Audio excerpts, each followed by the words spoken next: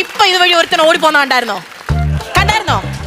ഈ വഴി തന്നെ തിരിച്ചു വരുമല്ലോ. മുട്ടുകാല് ഞാൻ തല്ലി ഓടിക്കും. മുട്ടുകാല് ഇത് സ്ഥിരം പരിപാടിയാ. ഇന്ന് ഈ കമലമ്മയുടെ കൈ കിട്ടുവാണെങ്കിൽ ഞാൻ കാണിച്ചു കൊടുക്കും. ഞാനേ കാണിച്ചു കൊടുക്കും. ഈ കമലമ്മ കാണിച്ചു കൊടുക്കും.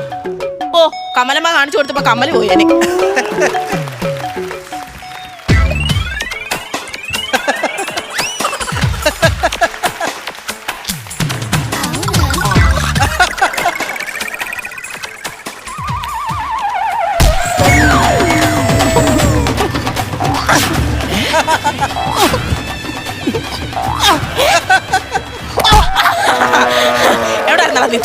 നീ ഇങ്ങനെ കിടന്ന ചാടാനേ നീ കമലമ്മയുടെ മോന, അല്ലാതെ കങ്കാരുവിന്റെ മോനല്ല. എവിടെ ഇരുന്നടാ നീ? എപ്പ കണ്ട നേരോ നീ അപ്പുറത്തെ അവളെടുത്താ? നീ 24 hours നീ അവിടെ എടുത്താ? എന്തോന് പോയതാടാ? പറയടാ, എന്തോന് പോയതാടാ? പറയടാ. 24 റിപ്പോർട്ടർ വന്ന് നിൽക്കുന്നോന്ന് ചോദിക്കാം. ഇത് 24 വരും. നോക്കിക്കോ, മാല അടിച്ചെന്ന് പറഞ്ഞിട്ട് 24 വരും. കേട്ടില്ല ഞാന്. 24 വരും. ബാലക്കുഞ്ഞിനെ ദ്രോഹിച്ചെന്ന് പറഞ്ഞോട്ടോ. മീശ വരെ വന്ന്. എന്തേ, എങ്ങോട്ട് പോയി? എന്തുവാ മീശ നാളെ വന്നെന്ന് പറഞ്ഞു. നാളെ വന്നെന്നാന്ന് പറഞ്ഞേ. നിനക്ക് മീശ വരെ വന്നു. മൂക്കിന്റെ താഴെ സൂക്ഷിച്ച് നോക്കണ നീ. തല നടക്കുന്നേ. അത് പ്രായത്തിന്റെ. പറയടാ, നിനക്ക് എത്ര വയസ്സുണ്ട്? നിനക്ക് എത്ര വിരലുണ്ടെന്നല്ല ഞാൻ ചോദിച്ചത്. നിനക്ക് എത്ര വയസ്സുണ്ട്? 30+. അയ്യോ, എന്നാ വന്ന് നിൽക്കുന്നത് 30+. എടാ 39.3 വയസ്സുണ്ട് നിനക്ക്. 40. ആ തുമ്മലിന്റെ സെക്കൻഡ് കൂടി ഉള്ളായിരുന്നു നിനക്ക് 40 ആവാന്. വിട്ടേനെ. പറയുന്നേനെ എനിക്ക് കുറച്ച് ബുദ്ധിമുട്ടുണ്ട്. 25 ഇത്ര ബുദ്ധിമുട്ടെന്താ? 25 വർഷമായി നിന്റെ തന്ത നിന്നെ ഇവിടുന്ന് കളഞ്ഞിട്ട് പോയിട്ട് ഇതുവരെ നിന്നെ ഞാൻ ലലച്ചിൽ അറിഞ്ഞിട്ടാണോടാ വളർത്തിയത്? കൊഞ്ഞനെ കുത്തണോ? പെറ്റമ്മയുടെ മുഖത്തോക്കി കൊഞ്ഞനെ കുട്ടുന്നോ? നാട്ടുകാരെ കേക്കണം. ഇവൻ സ്വന്തം തള്ളയുടെ മുഖത്തോക്കി കാണിച്ചത് കൊള്ളാവോ? നിങ്ങൾ പറ, കൊള്ളാവോ? നല്ലതാണോ അത്? ഞാൻ കാണിച്ചതല്ലേ നല്ലത്. നിനക്ക് മോനെ, നീ വന്നേ. നിനക്കറിയാത്തോണ്ട് നിന്റെ പ്രായം അതാ.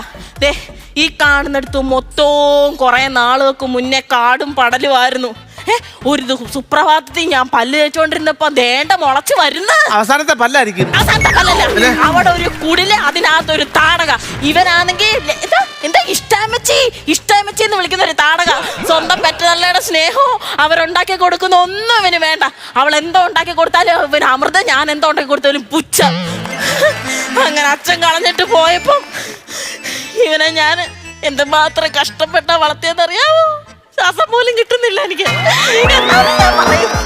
എടാ, നിനക്ക് ഞാനും എനിക്ക് നീയും, നിനക്ക് ഞാനും നിനക്ക് നീയും, എനിക്ക് ഞാനും നിനക്ക് നീയും, എനിക്ക് ഞാനും നിനക്ക് നീയും, നിനക്ക് ഞാനും എനിക്ക് നീയും, നിനക്ക് ഞാനും എനിക്ക് നീ.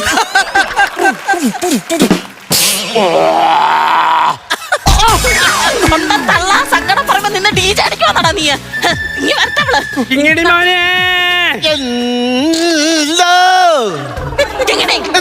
കണ്ടോ? അതിനകത്തോണ്ട് അവന്റെ വ്യത്യാസം. കിങ്ങിണി മോന് കിട്ടിയ മുത്തല്ലേ, തങ്കരി അമ്മയ്ക്ക് കിട്ടിയ മോനല്ലേ, കിങ്ങിണി മോന് കിട്ടിയ മുത്തല്ലേ, ചങ്കരി മോനിന് ഒരൊറ്റ അഴിച്ചു. നീ എവിടെ ഇരുന്നടാ? ഇഷ്ടമ്മ മോന് വേണ്ടി അവല് നനച്ചോണ്ടിരിക്കുകയല്ലായിരുന്നു. എന്നിട്ട് അവല് നനച്ചു പിഴിഞ്ഞു വിരിക്കുന്ന ഞാൻ കണ്ടില്ലല്ലോ. അശേലെ അവല് പിരിച്ച് ഞാൻ അശയിരുന്ന കാര്യമല്ല പറഞ്ഞത്, അവലെടുത്ത് ഇങ്ങനെ പിടിക്കുന്ന കാര്യ പറഞ്ഞത്. മോനെ, നിനക്ക് ഞാൻ അവലും കൊണ്ട് വന്നരാ. നിങ്ങളെന്തോ കുജാലനാണോ? അയ്യോ, ഒരു തെറ്റിപ്പുകാരി വന്നിരിക്കുന്നു. എങ്ങനെ കൊച്ചിനെ അവളെടുത്ത് സ്നേഹം തോന്നും? കുഞ്ഞുങ്ങളോട് സംസാരിക്കുമ്പോ സ്നേഹം വേണം. എടി, ആരാടി പറഞ്ഞ ഞാൻ എന്റെ കുഞ്ഞുങ്ങളെ സ്നേഹിക്കത്തില്ലെന്ന്? സന്തോഷത്തിൽ ചോദിക്കാറുണ്ടോ കൊച്ചിനെടുത്ത് എന്തെങ്കിലും? ഞാൻ ഇതുവരെ ദേഷ്യപ്പെട്ടിട്ട്. എടാ പറടാ, അമ്മച്ചി നിന്നോട് ഇതുവരെ ദേഷ്യപ്പെട്ടിട്ടുണ്ടോ?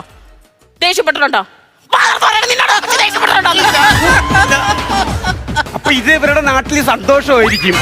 അല്ലാതെ ഞാനെന്ത് പറയാ? നീ എന്നെ കൂടുതൽ പഠിപ്പിക്കൊന്നും വേണ്ട. എന്തൊക്കെ കാണിച്ചാലും പെറ്റ വയറിനുള്ളതാ സ്വന്തം മോനെ. നീ എന്താ കാണിച്ചാലും എന്റെ കുഞ്ഞിനെ ഞാൻ തരത്തില്ല. ചേച്ചി ഒരു കാര്യം അറിഞ്ഞായിരുന്ന? ചേച്ചിയോ? ചേട്ടത്തി ഒരു കാര്യം അറിഞ്ഞായിരുന്നോ? കൊച്ചുമോളൊരു കാര്യം അറിഞ്ഞായിരുന്ന? നമ്മൾ അപ്പുറത്തെ നളിനിയില്ലേ, നളിനിയുടെ മോനില്ലേ, അവന് സുലോചനയുണ്ട്. നമ്മളിപ്പോ തന്നെ ഈ പാവം പയ്യൻ നല്ലോണം ജീവിച്ചു പോകണം നമ്മുടെ എന്റെ ഒരു ഗംഗണി കൂട്ടായി. പക്ഷെ മറ്റേ ചെറുക്ക് അങ്ങനെയല്ല. അവന് സുലോചന ഉണ്ട്, അവന് സുലോചന ഉണ്ട്. സുശോഭനല്ല നമ്മൾ ശീലം. കണ്ട അമ്മയ്ക്ക് എന്തെങ്കിലും തെറ്റപ്പോ എന്റെ മോനെ എനിക്ക് കറക്റ്റ് ആയിട്ട് പറഞ്ഞു തരത്തുള്ളു.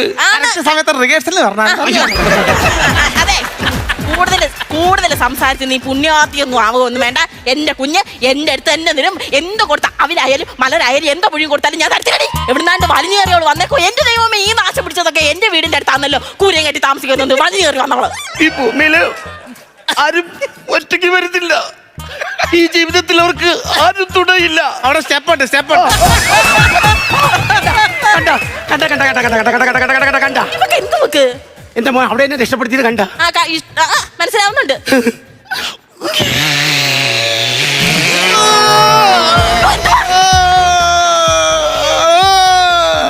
കരയാൻ വേണ്ടി നിന്റെ വായിക്കത്ത് മോട്ടർ വെച്ചേക്കുന്നോടി.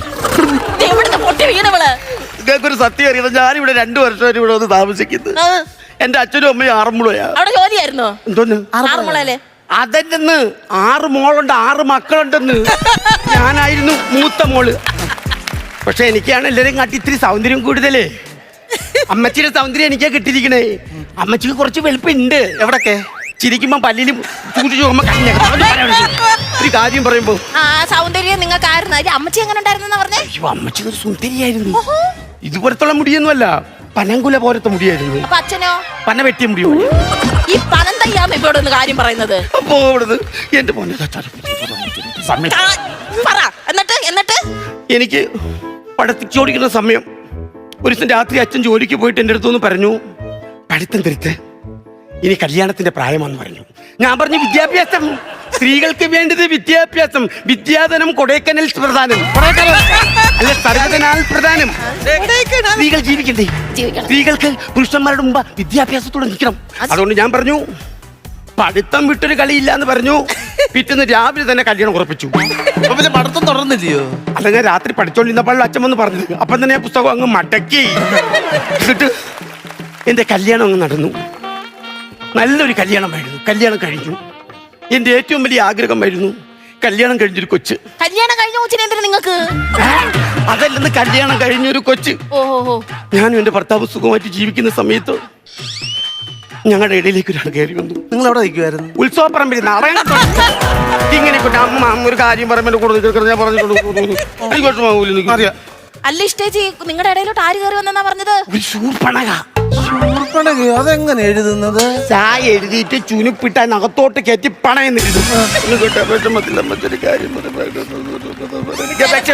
ചില സമയത്ത് ആ ചെറുക്കനെ ദൃഷ്ടി തുന്നന്റെ സ്വഭാവം. ആ ചെറുക്കനെ അതെങ്ങനെ എഴുതുന്നത്? അമ്മച്ചി ഇന്ന് ചോറ് കഴിക്കുമ്പോ നീ എന്റെ അടുത്ത് വരണം കേട്ടോ. ആര് തരാനാണ്? അല്ല, എച്ചി കൈ വെച്ച് നിനക്ക് തരാനാ. വേണ്ടാത്തടുത്ത് അവന്റെ സംശയം മിണ്ടി പോരുത് കേട്ടോ. അവസാനം അവൾ അവനെ തട്ടിക്കൊണ്ട് പോകുന്നായി എന്റെ ഭർത്താവിനെ. സ്വന്തം ഭർത്താവിനെ ഞാൻ എന്ത് ചെയ്തു? നല്ല ചന്ദനവും മാറി തേച്ച് എന്റെ ഭർത്താവിന്റെ അടുത്തോട്ട് ചെന്നു. പിറ്റേന്ന് ഞാൻ കുറച്ച് മുല്ലപ്പൂവും ചൂടി കുറച്ച് സ്പ്രേയും അടിച്ച് എന്റെ ഭർത്താവിന്റെ അടുത്തോട്ട് ചെന്നു. അപ്പോഴും അവസാനം ഒന്നുമില്ലാതെ ഞാൻ അങ്ങോട്ട് ചെന്നു. എടാ ചന്ദനം ഇതൊന്നും മാറി തേക്കാതെ ചെന്നു. അവര് സങ്കടം പറഞ്ഞു തീർന്നില്ലേ? പിന്നെ നീ എന്താണ് ഇങ്ങനെ വെക്കുന്നത്? ഞാൻ കേട്ടില്ല പറഞ്ഞത്. പിന്നെ നീ എന്തെടുക്കുമായിരുന്നു? ഞാൻ ഇതും പിടിച്ചോണ്ടിരിക്കുവായിരുന്നു. എന്നിട്ട് അവസാനം എന്റെ ഭർത്താവിനെ വിളിച്ചോണ്ട് അവൾ എങ്ങോട്ടോ ചെത്തി വിട്ടോ? ചെത്തി വിട്ടതല്ല, വിളിച്ചോണ്ട് എങ്ങോട്ടോ കൊണ്ടുപോയെന്ന്. വിഷമിക്കല്ലേ, എന്റെ അവസ്ഥ ഇതിലും വലിയ കഷ്ടം. ഈ ചെറുക്ക സങ്കടം പറയാൻ ഇടയ്ക്ക് കയറുന്ന എന്തിനാ? ഒരു ഫ്ലോയിൽ പറഞ്ഞു നോക്കുമ്പോൾ നീ എന്തിനാണ് നിന്ന് കരയുന്നത്? മാറി നിന്ന് കരയണം.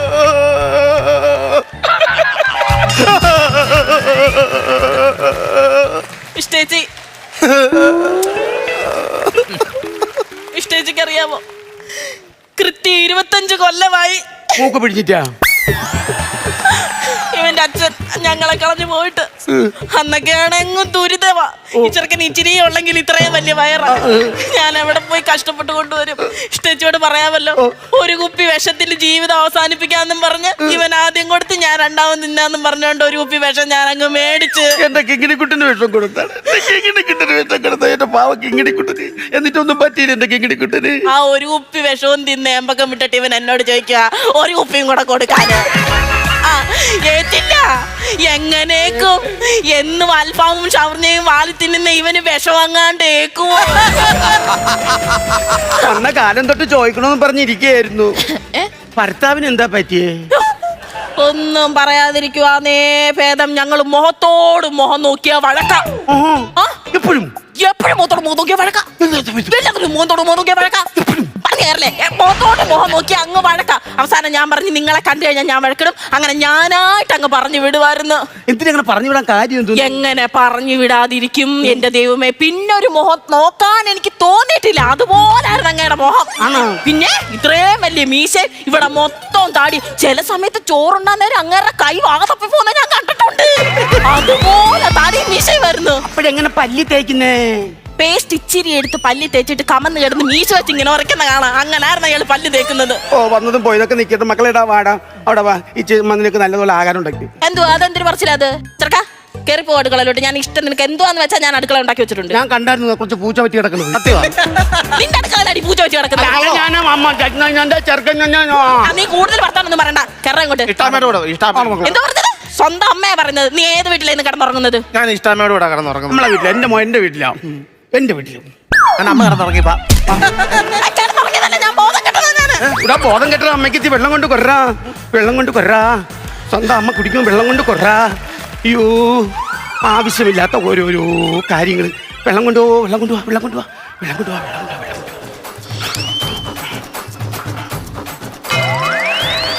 അതെന്തൊരു പരിപാടിയാ? അതെന്തൊരു പരിപാടി? ഞാനല്ലേ ഇവിടെ ബോധം കെട്ട് കിടക്കുന്നത്. അപ്പൊ എനിക്കല്ലേ വെള്ളം തരാനുള്ളത്? വീശിക്കൊണ്ടിരിക്കുമ്പോ എനിക്ക് ദാഹം വരത്തില്ലേ? എനിക്ക് ദാഹം വരത്തില്ലേ? എന്റെ മോന് എന്നോട് സ്നേഹം ഉണ്ടെന്ന് പരീക്ഷിക്കാൻ വേണ്ടിട്ടാ ഞാൻ ബോധം കെട്ട് വീണത്. മോനെ, നീ എന്റെ കൂടെ വരുന്നുണ്ടോടാ?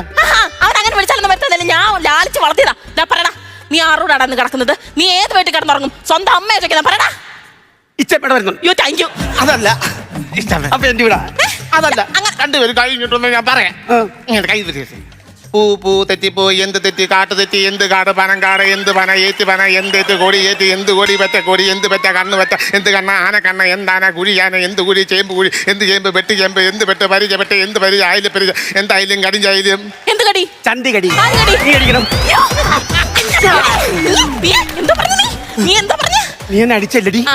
നീ എന്നെ കൊച്ചിന്റെ പേര് തല്ലി അല്ലടി.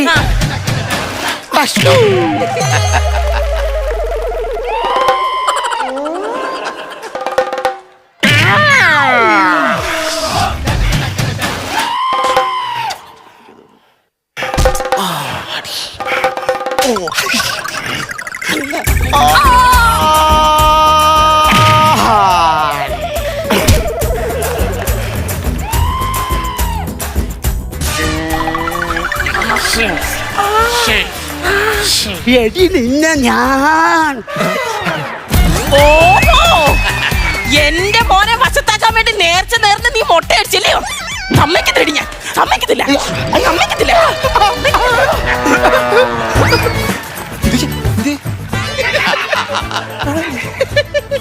എന്താ